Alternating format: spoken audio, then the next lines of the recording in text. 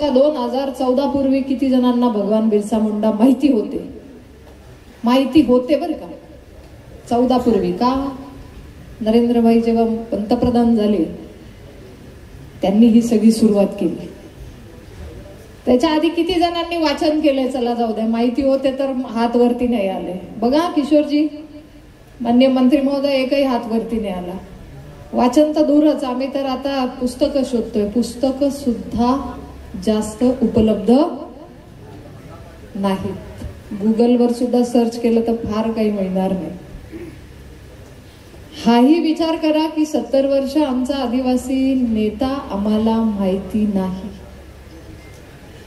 आमचं दैवत आम्हाला माहिती नाही. आज सगळी आपण जेव्हा चरित्र वाचतो, वीरगाथा वाचतो, तेव्हा मला असं वाटतं की भगवान बिरसा मुंडा असे आहे की फक्त वय 25 वर्ष, परंतु देशासाठी बलिदान दिलं. आणि आमचे वीर आदिवासींचे गुण घेऊन आम्ही जर आता त्यांचा वारसा म्हणून जर काम करायचं असेल तर सगळ्यांना भगवान बिरसा मुंडा माहिती झाले पाहिजे. झाले पाहिजेत की नाही? झाले पाहिजेत की नाही? झाले पाहिजेत की नाही? चला हात वरती करून सगळ्यांनी म्हणूया, हो आम्ही आता भगवान बिरसा मुंडांबद्दल वाचणार, आम्ही त्यांच्या कार्याला पुढे घेऊन जाणार, तरच आम्ही खरे आदिवासी म्हणून पुढे राहणार. राहणार. बोला जय आदिवासी. जय आदिवासी. कसं आहे, आदिवासींची एकजूट करायची असेल तर हे वाचलं पाहिजे. त्या काळात किती 1875चा त्यांचा जन्म, अवघं 25 वर्षाचं वय, पूर्ण जीवन. आणि जर 11 वर्षाच्या भगवान बिरसांना लक्षात येत आहे की अरे आपल्या समाजाला एकजूट करावं लागेल, संघटन करावं लागेल, एकत्र करावं लागेल, समजून सांगावं लागेल, आपल्यावरचा अत्याचार सांगावा लागेल, तर किती कष्ट त्या काळात केले असतील. आता सोपं आहे, फोन केला तर जातं बॅनर, जाते पोस्ट. तेव्हा असं काही होतं का? ते तर जाऊ दे, गाडी तरी होती का? नुसतं जंगल. झारखंडचं जंगल तरी किती जणांनी बघितलं? हात वरती करा. मोजून 8-10 हात वरती आले. भाऊ, आपलं जंगल आणि झारखंडचं जंगल सारखंच आहे का? आता तुम्ही ते तरी सांगा. आहे सारखं? झारखंडचं जंगल पाहिलं ना तर दिवसा पण तिथे सूर्यप्रकाश त्या जंगलातनं खाली जात नाही, ते एवढं दाट आहे. आणि ते चायबासा वगैरे तिकडे तर जायला, म्हणजे मी पण एकदा एका म्हणजे नेमणूक केली होती, त्या नियोजित दौऱ्यासाठी गेली होती, तर तिथे जाताना सुद्धा ते रस्ते सुद्धा कळत नाही, इतकं विस्तारलेलं जंगल. त्या जंगलामध्ये त्या काळात आपल्या आदिवासी समाजासाठी काम करण्यासाठी कमी वयातला आपला वीर योद्धा भगवान बिरसा मुंडा किती काम करत असेल याचा विचार आज आपण केला पाहिजे. का केला पाहिजे? तर आपल्या पुढच्या पिढीला आपल्याला हे सांगायचं आहे. आजही भगवान बिरसा मुंडांची 150वी जयंती साजरी होते, तर मला प्रश्न पडतो 100वी कधी झाली? कळलं का आम्हाला? कळलं? मग हे लपून नाही ठेवलं का भाऊ? काय मिळालं मग 70 वर्षामध्ये? आदिवासी समाजाला फक्त काय मतदान द्या, मतदान द्या असंच चालणार आहे का? अहो, आम्हालाही आमची प्रेरणा, आम्हालाही आमच्या वीरगाथा कळल्या पाहिजे की नाही? आम्हालाही आमचं दैवत कळलं पाहिजे की नाही? आज जेव्हा भगवान बिरसा मुंडा आम्ही वाचतो तेव्हा वाटतं अरे त्या काळामध्ये एवढं करू शकतात, तर आज तर आम्ही खूप काही केलं पाहिजे. आणि हेच आपल्या आदरणीय पंतप्रधान नरेंद्रभाईंनी हिरलं, ओळखलं आणि त्यांनी सांगितलं की ही वीरगाथा वाड्यापाड्यापर्यंतच्या सगळ्यांपर्यंत गेलं पाहिजे. आणि म्हणून 15 नोव्हेंबरला जनजाती गौरव दिवस त्यांनी साजरा करण्याचं ठरवलं. का तर सगळ्या आदिवासींचा हा गौरव करणारा हा वीर योद्धा आहे, याचा इतिहास कळला पाहिजे. म्हणून हा गौरव दिवस कोणासाठी आहे? तो सगळ्यांसाठी आहे. बरं, भगवान बिरसा मुंडांनी जी लढाई केली इंग्रजांविरुद्ध, ती फक्त आदिवासींनाच सोडून दे, बाकी भारतात राहा, अशी होती का? अशी होती का? सगळ्या देशासाठी होती ती, आपल्या मायभूमीच्या रक्षणासाठी होती. मग भगवान बिरसा मुंडा फक्त आदिवासींपुरता मर्यादित नाही, तर आमच्या देशाचे वीर भूमिपुत्र म्हणून त्यांची उल्लेखनीय बलिदान, योगदान आहे, ते आम्हाला पुढे घेऊन जायचं आहे. मी चुकत असेल तर मला सांगत चला. आणि मी पण प्रश्न विचारायला लागले, मलाही प्रश्न पडायला लागले की इतक्या वर्षांनी आमच्या पुढे यावं आणि त्यातही पुस्तकं उपलब्ध नाहीये. म्हणजे लेखन सुद्धा झालं नाही, त्याच्यावर लिहिलंही गेलं नाही. ज्या कथा, ज्या आपण आपल्या कथा बोलतोय, सांगतोय, भाषणातनं, काव्यातून, त्या ज्या काही तिथून चालीरीतीतून आल्या असतील त्याच्यातनं हे काही लेखन पुढे आलं. आणि इंग्रजांना प्रचंड चीड होती. का? तर भगवान बिरसा मुंडा आणि त्यांची सगळी आपल्या वेगवेगळ्या भागातल्या जमाती या एकत्र येऊन जेव्हा काम करत होत्या, संतोष भाऊंनी खूप छान इतिहास मांडला, पूर्ण कथा विस्तृतपणे मांडली. तर त्या काळामध्ये भगवान बिरसा मुंडा आणि त्यांची टीम कधीच इंग्रजांच्या हाती लागली, कधीच नाही. त्याच्यामुळे प्रचंड राग ब्रिटिशांना होता. म्हणून ब्रिटिशांनी त्यांचा इतिहास कधी लिहू दिला का? नाही लिहू दिला. आणि आपल्याही संशोधकांनी असेल, आपल्याही त्या काळातल्या लोकांनी तो इतिहास फारसा, कदाचित त्याला तेवढी समीक्षा आणि तेवढा जी एक उल्लेखाची गरज असते, कदाचित तेही नाही राहिले. आता थोडक्यात मी एक अजून इतिहास सांगते. भारतीय स्वातंत्र्याचा पहिला उठाव 1857ला झाला, हे सगळ्यांना माहिती आहे ना. सुरुवात झाली, त्याची जी पहिली ज्वाळा उठली, बंगालमधून उठली, तो इतिहास सगळ्यांना माहिती आहे. त्याची मात्र सगळ्यांनी सुवर्ण अक्षरात नोंद पण घेतली, ती घेतली पण गेली पाहिजे, कारण आमची भूमी ही स्वातंत्र्य लढ्यासाठी सगळ्यांनीच अर्पण केलेलं योगदान, बलिदान आहे. परंतु स्वातंत्र्याचा पहिला उठाव म्हणून त्याच्याही पूर्वी 1855 साली सिद्धो आणि कान्हो या संथाल बंधूंनी एक आंदोलन केलं, जे संथाल आदिवासींचं जे फार मोठं बंड होतं, जे भविष्यात सूचक असं बंड होतं. हे किती जणांना माहिती आहे? नाही माहिती. तर 55 मध्ये या भविष्यातल्या बंडाची सुरुवात झाली. ते सुरू करणारे 2 आदिवासी होते. हे आमचं गौरव आहे, हे आमचं भाग्य आहे, हे आमचं या इथल्या भूमीतलं योगदान आहे ना. आपल्याला विचारतात, काय तुम्ही आदिवासी होतास, काय करतास तुम्ही? ताम नभी इतिहास वाचा रे वाचा. हमने भी गाथा त्या. आता माझी भाषा किती जणांना कळते? हा, इकडची वेगळी आहे जरा, है ना संतोष भाऊ, अशोक भाऊ, तरी कळते. आणि हे सूचक बंड होतं आणि भारतीय स्वातंत्र्याचा पहिला उठाव म्हणून या बंडाची नोंद झालेली नाही, हे आमचं दुर्दैव. आता याची दखल किंवा याचा जो उल्लेख आहे तो कार्ल मार्क्सच्या नोट्स ऑन इंडियन हिस्ट्री याच्यामध्ये आढळतो. म्हणजे हे वाचलं पाहिजे. मलाही तुम्ही काय माहिती उपलब्ध झाली तर द्यावी. आणि त्यांनी लिहिलंय की संथालांनी 7 महिन्यापर्यंत, बघा 7 महिन्यापर्यंत त्या काळात गनिमी काव्याने लढा दिला. किती 7 महिन्यापर्यंत त्या जंगलांमध्ये आंदोलन, लढा देणं खूप अवघड गोष्ट होती. तेही झालं. याच बंडाबद्दल थॉम्सन आणि गॅरेट यांनी आपल्या rise and fulfilment of British rule in India हे पुस्तक आहेत, इंग्लिश ग्रंथ आहेत, त्याच्यामध्ये हा उल्लेख आढळतो. या ग्रंथात त्यांनी त्यांचा अभिप्राय नोंदवला आहे की 1855चं संथालांचं जे भारतातलं बंड आहे हे एक भविष्य सूचक असं मानलं गेलंय. आणि या बंडाने घबराट झाली. याच्यातून मग दडपशाही, एक प्रकारची आपलं आंदोलन थांबवण्याचा प्रयत्न केला गेला.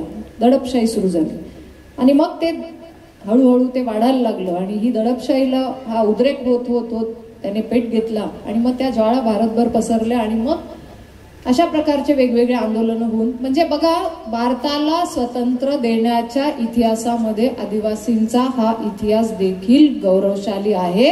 हा मुद्दा लक्षात घ्या आणि हा घराघरात पोचवा, कारण हा खरा आपल्या वीरगाथेचा, आपल्या कथांचा. हे नुसतं इतिहास नाही लिहिलं गेलं म्हणून आपण गप्प राहू नका. हा इतिहास पोचवा की ही सुद्धा सुरुवात आमच्या आदिवासींनी केले. जल, जंगल, जमीन जर आम्ही आमचं म्हणतो, आम्हाला सांभाळायची, आमची प्रकृतीची रक्षण करण्याची आमची भूमिका आहे, तर हे सांभाळण्यासाठी आमचे वीर पुरुष मागे नाही हटले. अनेक वीर योद्धा, त्यांची सुद्धा इतिहासात जास्त दखल नाहीच. अनेक वीर योद्धा, जसं भगवान बिरसा मुंडा आहे, तसे तिलका मांझी आहेत, आपले राघोजी भांगरे, सिद्धो कान्हो, तंट्या मामा, भागोजी नाईक, अनेक नाव आहेत. आणि मी विनंती करेल की या सप्ताहामध्ये जेव्हा आपण आपल्या भागामध्ये परिसरात फिराल तर आपल्याही भागामध्ये असे अनेक उदाहरणं असतील की त्या काळात इंग्रजांविरुद्ध ते लढले, त्यांचं बलिदान झालंय. आमच्याही भागामध्ये, आमच्याही तालुक्यांमध्ये असे आम्ही नावं काढतो. त्यांचा इतिहास तुम्ही पुढे घेऊन जा, त्या घराण्यामध्ये जाऊन त्यांच्या वारसांना जाऊन भेटा. ही खरी आपली श्रद्धांजली, त्यांच्या कार्याची दखल होईल. आदिवासी समाज हा सांस्कृतिकचा मोठा योगदान आहे आणि सगळ्यात आधी तर मी यांचे आभार मानते की यांनी फडकी देऊन सगळ्यांचे सत्कार केले. टाळ्या वाजवा या आयोजकांचे. आता काय ते स्टोल आलंय आमचं, काय पोरी स्टोल घालतात. अरे काय स्टोल घालतात, आमची फडकी मिरवा, आमचा ब्रँड आहे हा आदिवासींचा ब्रँड. आमची वारली पेंटिंग, त्या पेंटिंगच्या आता साड्या यायला लागल्या आहेत. मार्केटिंग करा, आपलंच आहे हे. मार्केटिंग आपण नाही करणार तर कोण करणार. आणि म्हणून संस्कृती जपण्यामागे आपल्या पूर्वजांचे प्रयत्न होते की हे टिकलं तर पुढे. आणि आजही ती परंपरा चालू आहे. हा मोठा भाग आहे, प्रत्येक भागातलं एक वेगळेपण आहे. जसं सांस्कृतिक योगदान आहे तसंच आमचं स्वातंत्र्य लढ्यातलं योगदान आहे, आमचा संघर्ष आहे, बलिदान हे पोहोचवण्याचं काम आपलं आहे. या 15 दिवसांमध्ये आपण सीमित न राहता हे पोहोचवा, याची चर्चा करा. पुढच्या पिढीला किती माहिती आहे याचं मार्गदर्शन करा. नसेल तर सांगा, आपण सांगू तर कळेल. आणि खूप मोठा इतिहास आहे. वय वर्ष 25 फक्त बघा. आता 10वी 12वीच्या मुलांना काय विचारलं तर जास्त माहिती नसतं. मलाही माझ्या काळात फार माहिती नव्हतं. पण त्या काळात देशासाठी लढणारा आमचा भगवान बिरसा मुंडा. भगवान उगाच नाही उपाधी मिळाली, धरती आबा उगाच नाही मिळाली. या कमी वयात त्यांनी देशासाठी विचार केला. अत्यंत गरीब परिस्थिती, शेतकऱ्याचा मुलगा म्हणून संघटन बांधल्यावर जी जी परिस्थिती आली, मग तो दुष्काळ असेल. छोटा नागपूरमध्ये जेव्हा दुष्काळ पडला होता 1894 मध्ये, तेव्हा देखील त्या वाड्यापाड्यांवर जाऊन तिथे पाण्याची व्यवस्था, धान्याची व्यवस्था, औषधांची व्यवस्था, जे काही होईल ते करण्याचं काम भगवान बिरसा मुंडांनी त्या काळात केलं. जे येईल ते काम समाजासाठी करण्याची आपलं कर्तव्य असं त्यांनी मानलं. 1894 मध्ये त्यांनी वनशुल्क माफीचा लढा दिला. कोणासाठी दिला? आजही आपण त्याच्या माध्यमातून आपली बरीचशी बांधव तिथे काम करतात. कोणासाठी दिला? सगळ्यांसाठी. ही वनशुल्क माफ झालं पाहिजे. त्या काळात ब्रिटिशांच्या विरोधात कुठलीही चिंता न करता त्यांनी खूप मोठं काम केलंय. पण दुर्दैव आमचं की हे काम कधी पोहोचलं नाही. आणि मी आभार मानते या देशाचे लाडके पंतप्रधान नरेंद्रभाई मोदींचे की ते देशातले आमचे पहिले असे पंतप्रधान आहे की जे त्यांच्या जन्मस्थळी जाऊन माथा टेकून आले. आमच्या भगवान बिरसा मुंडांच्या जन्मस्थळी पहिले पंतप्रधान. याची नोंद घ्या. 70 वर्षामध्ये आमचा सन्मान कोण करतं याची नोंद घ्या तुम्ही. मी काही ते पॉलिटिकल स्टेटमेंट किंवा भाषण नाही देते, पण एक आदिवासींची मुलगी म्हणून मी सुद्धा हे गौरवाने आणि अभिमानाने सांगते की हो, आम्हाला आनंद आहे आमच्या पंतप्रधानांचा. जेव्हा विरोधक विचारतात ना, ये हो गया वो हो गया, पार्लमेंटमध्ये खूप ओरडतात ते, तेव्हा आम्ही म्हणतो अरे तुमचे एक पंतप्रधान तर दाखवा. आमचे पंतप्रधान नरेंद्रभाई मोदींनी जनजाती गौरव दिवस तर केलाच, पण तिथे जाऊन माथा टेकून आशीर्वाद घेतला की ही ऊर्जा सगळ्यांमध्ये नेण्याचं काम आम्ही करू. अहो, धाडस लागतं याला. नुसतं मतं मागायला नाही गौरव दिन साजरा आहे. त्यांनी सांगितलं हे अखंड पोहोचलं पाहिजे, हा इतिहास पोहोचला पाहिजे, आदिवासींच्या गौरव गाथा पोहोचल्या पाहिजे. आणि मी आभारी आहे आदरणीय देवेंद्रजी फडणवीस साहेबांचे सुद्धा, माननीय मंत्री महोदय उके साहेबांचे सुद्धा, की त्यांनी देखील महाराष्ट्राच्या कानाकोपऱ्यामध्ये हा कार्यक्रम घेऊन जाण्यासाठी पूर्ण गावागावातून आपले कार्यकर्ते जमा केले आणि आज या विभागाचा कार्यक्रम इथे ठेवला. याच्यापूर्वी असं कधी झालंच नाही. नाशिकला त्या विभागाचा कार्यक्रम झाला, इथे 5ही विभागामध्ये. आणि असं नाही की झालं इथला कार्यक्रम म्हणजे इथलीच लोक, नाही, प्रत्येक गाव वाड्यापाड्यामधून ही आमची संयोजक टीम आलेली आहे. का? की आदिवासी बांधवांसाठी कोणी काय केलं हेही प्रश्न आपण विचारले पाहिजे. आता भोये साहेबांनी उल्लेख केला. नक्कीच भोये साहेब, आम्हाला त्या दिवशी आमच्या डोळ्यात आनंदाश्रू होते की देशात पहिल्यांदा आदिवासी समाजाची मुलगी राष्ट्रपती म्हणून घोषित झाली, महामहिम द्रौपदी मुर्मू. त्यांच्या निवडणुकीमध्ये मी माझं भाग्य की त्या निवडणुकीमध्ये काम करण्याची संधी मिळाली. आणि तेव्हाही मला थोडंसं कशाला, माझा अभिमानच आहे. मोदीजींची इच्छा होती की या देशाला राष्ट्रपती आदिवासी समाजाची महिला होते. आणि त्यांनी सगळ्यांना बोलवलं, सगळ्या विरोधकांना बोलवलं की आपण पहिल्यांदा असं काही होतंय तर सगळ्यांनी मिळून बिनविरोध करू. पण तिथे सुद्धा कोणाला काही समजलं नाही, आमच्या भावना काही समजल्या नाही, आदिवासींच्या भावना, आदिवासींची ताकद नाही समजली. 12 कोटी आदिवासींची दुसऱ्या दिवशी जाऊन विरोधात अजून एक कॅन्डिडेट उभा केला. त्यांना माहिती आपण मोदींसमोर पडणार आहे. तिथे पण मला थोडंसं त्या दिवशी वाईट वाटलं. का तुम्ही आम्हाला का समर्थन करू शकत नाही? माहिती आहे ना, एकीकडे सांगायचं आम्ही आदिवासी समाजासाठी इतक्या वर्षात याव केलं त्याव केलं, पण मग जेव्हा आमची एक भगिनी होते तर तुम्ही विरोध का करायला आला? हा पण प्रश्न मी सातत्याने विचारते, त्याचं उत्तर द्यायला कोणी समोर येत नाही. तुम्ही पण विचारा. प्रत्येक निवडणुका काय फक्त याच्यासाठी लढतात का? कुठे कुठे भावनांची कदर पण करा ना. नरेंद्रभाई मोदी सगळ्यांना विनंती करत होते, याची साक्षीदार मी आहे. कदाचित मी त्या निवडणुकीची साक्षीदार नसती तर मलाही कळलं नसतं. पण अशाही घटना होतात की ज्या आयुष्यामध्ये विचार करायला लावतात. आणि याची तुम्ही जाणीव ठेवा आणि जे येतात विचारायला, जे पॉलिटिक्स करतात, आदिवासींना भडकवायला येतात, खोटं बोलायला येतात, संविधानावर खोट्या चर्चा करायला येतात. संविधानाचं यांना कधी पुस्तकही माहिती नाही, त्याच्यामध्ये किती काय लिहिलेलं आहे हेही माहिती नाही, ते आपल्याला येऊन भडकवतात. जागे राहा आणि पुढच्याला बोलताना सांगा, भाऊ संविधानातच लिहिलेली ओळ आहे की संविधान कोणी बदलू शकत नाही. हे आदिवासींना आता कळलं पाहिजे. हे पोचवा त्यांना, सांगा त्यांना, नाहीतर आपले हे बलिदान झालेल्यांचं काय उपयोग होईल? या देशासाठी ज्यांनी फक्त 25 वर्षामध्ये आपलं आयुष्य संपवलं, आयुष्याची तमा नाही केली आपल्यासाठी, आणि आपण जर या भूलथापांना बळी पडलो त्यांच्या 25 दिवसाच्या चर्चेमध्ये, तर मला वाटतं आपण आदिवासी म्हणून कुठेतरी पुढे या विकासाला पुढे घेऊन जाण्यासाठी कमी पडू. विकासाला साथ देत असताना आपले कुठले कार्यकर्ते, कुठले नेते काय करताय याच्यावरही नक्कीच लक्ष ठेवा. पण आदिवासींचा गौरव करणाऱ्यांचा मात्र तुम्ही किमान सन्मान करा आणि उत्तर पण विचारा जे विरोध करताय. ही एक बहीण म्हणून माझी विनंती आहे. आदिवासींनी बोललं पाहिजे, आपल्यातली एकजूट आहे, बोललंच पाहिजे. खूप जण येतात थोडंसं काय रावण आमचा देव आहे बोलतात.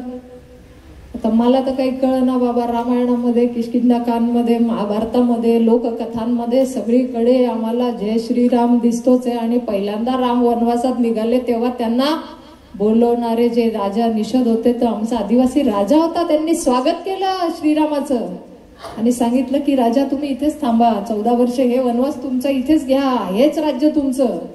त्याही काळात आमचा आदिवासी बांधव, आमचा राजा किती मोठ्या मनाचा होता याचा परिचय त्याच्यामध्ये येतो. पण मला असं वाटतं कुठेतरी आम्ही जय श्रीराम म्हटलं की पुढे काहीतरी मग दुसरं सुरू करायचं. नका करू हा वाद, खूप काम आहेत आपल्याला, याच्यात नका अडकून राहू ही विनंती आहे. आमच्या पुढच्या पिढीला पुढे घेऊन जाऊ द्या, असा वीर गौरव, असा इतिहास सांगा. नका अडकवू चुकीच्या आमच्या कुठल्याही स्टेटमेंटमध्ये. माझे हात जोडून विनंती. कुठलेही पर्याय नाही, कुठलेही आधार नाही, काहीतरी एक वाक्य घ्यायचं पुढे जायचं. आपले आव्हान आहेत, आपल्यातली एकजुटता तोडणारी ही लोक आहेत. धर्मांतरणाचा मुद्दा सुद्धा लक्षात घ्या, तोही खूप गंभीर होत चाललाय. हे आव्हानं सांगते मी, आपल्या पुढचे आव्हान आहेत. आपल्यातली एकजुटता तोडण्यासाठी असे काहीतरी प्रश्न आणायचे. धर्मांतरणासारख्या विषयावर जागरूक राहा. भगवान बिरसा मुंडांचं चरित्र वाचलं तर त्यांच्याही लक्षात ज्या दिवशी आलं त्या दिवशी त्यांनी सरळ सरळ आपल्या सगळ्या अनुयायांबरोबर तेव्हा परत धर्म स्वीकारला. हे वाचा, कोणी यावं आपल्याला काही भूलथाप्या द्याव्यात. इतिहास आपल्यापर्यंत पोहोचला नाही म्हणून चुकीच्या दिशेने जाऊ नका. इतिहास वाचा, आपल्या बरोबरच्या लोकांकडे माहिती घ्या, डिबेट करा, चर्चा करा. आदिवासी युवक खूप पुढे चाललाय, चांगल्या दिशेने आज आपली मुलं IAS होत आहेत, वैमानिक चालक सुद्धा होत आहेत. म्हणजे नव्या पिढीला खूप आव्हानं असताना खूप चांगल्या पद्धतीने पुढे जात आहेत. पण हा इतिहासही पुढे घेऊन जा. आपली संस्कृती, आपली परंपरा, आपली भाषा सुद्धा बोला, मुलांनाही शिकवा. जे जे शक्य आहे ते करा, कारण आपल्यावर मोठी जबाबदारी आहे. नुसतं जल जंगल जमीन नाही, तर ही संस्कृती हे सगळं घेऊन पुढे जाण्याची जबाबदारी आहे. विरसांचं कार्य पुढे घेऊन जाण्याची आहे. या देशासाठी उलगुलांसारखं आंदोलन केलं, न्यायाची हक्काची लढाई त्यांनी केली, हे आपल्यासाठी केलं. आणि म्हणून ही चळवळ अशीच पुढे चालू राहू द्या. तेव्हा या गाथा पोचतील. आणि ते पोचलं म्हणजे आपला इतिहास पोचला म्हणजे सगळ्या खऱ्या अर्थाने नोंद होईल की नाही खरं आहे. सगळ्यांचा इतिहास आहे तसा आदिवासींचाही मोठा शौर्याचा इतिहास आहे. आणि म्हणून जागरूक राहा. किती जणांना माहिती आहे की आदिवासी मंत्रालयच नव्हतं केंद्रामध्ये? का सगळ्यांना माहिती आहे? आदिवासी मंत्रालय सुद्धा नव्हतं. केंद्र सरकारमध्ये मी काम करत होती आणि मलाही प्रश्न पडले. मला माझ्या वेळी जरा जास्तच प्रश्न पडले, कारण असं समोरच येत होतं सगळं. केंद्रात सुद्धा आपलं आदिवासी मंत्रालय वेगळं नव्हतं. जेव्हा स्वर्गीय अटल बिहारीजी जेव्हा पंतप्रधान झाले तेव्हा पहिल्यांदा आदिवासी विकास मंत्रालय त्यांनी स्थापन केलं. ही आमच्या आदिवासींचा खरा सन्मान आहे. आणि ते करत असताना तो निधीचं त्यांनी जेव्हा एक बजेट ठेवलं ते बऱ्यापैकी नंतर चाललं. पण जेव्हा पंतप्रधान नरेंद्र मोदीजी या देशाचे पंतप्रधान झाले आणि त्यांनी बघितलं ते बजेट फार कमी आहे आणि ते 14 पासून सातत्याने वाढत आता त्याच्यामध्ये जवळपास 64 निधीचं वितरण वाढवलंय. हा आमचा खऱ्या अर्थाने घेतलेला आढावा आहे. नुसतं मतांसाठी नाही, तर आमच्यासाठी मंत्रालय उपलब्ध करून दिलं. आमच्या राष्ट्रपती पहिल्यांदा बनवलं. आमच्या आज विकासाच्या योजना गावपर्यंत पोहोचवण्यासाठी डिजिटल ट्रॅकिंग करतात. दिल्लीतही तिथे बघितलं जातं की आज किती ठिकाणी आमचा निधी पोहोचलाय की नाही. माननीय उईके साहेबांच्या मंत्रालयातून देखील या बाबतीत आढावा होतो. टेक्नॉलॉजीचा वापर करून ते पोहोचवण्यासाठी काम आज सरकारचं चाललंय. त्याच्यामध्ये आदिवासी विकास मंत्रालयाचं काम सुद्धा खूप चांगल्या पद्धतीने चाललंय. मला असं वाटतं की हे सगळं पुढे घेऊन जायचं असेल तर या सगळ्या खऱ्या गोष्टी, या सगळ्या आपल्या विकासाच्या गोष्टी पुढे गेल्या पाहिजे. आणि म्हणून आजची ही कार्यशाळा आहे. त्याच्यामध्ये मी आभारी आहे की मला